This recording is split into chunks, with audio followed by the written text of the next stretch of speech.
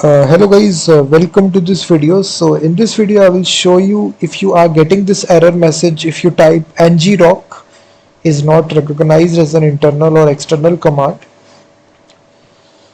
Then in this video I will show you how to fix this ngrok. If you haven't installed it, then definitely type ngrok download. It's basically a platform by which you can directly deploy your applications as you develop it.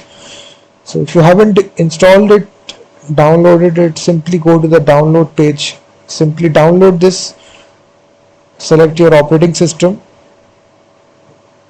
I have already downloaded this, but still I am getting this error message. So by default it's present.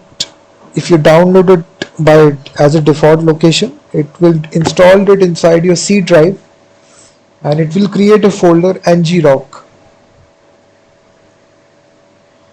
So you just need to add this, right click, add this location in your environment variable, go to the system variable and just select path and just add a new entry, just paste it.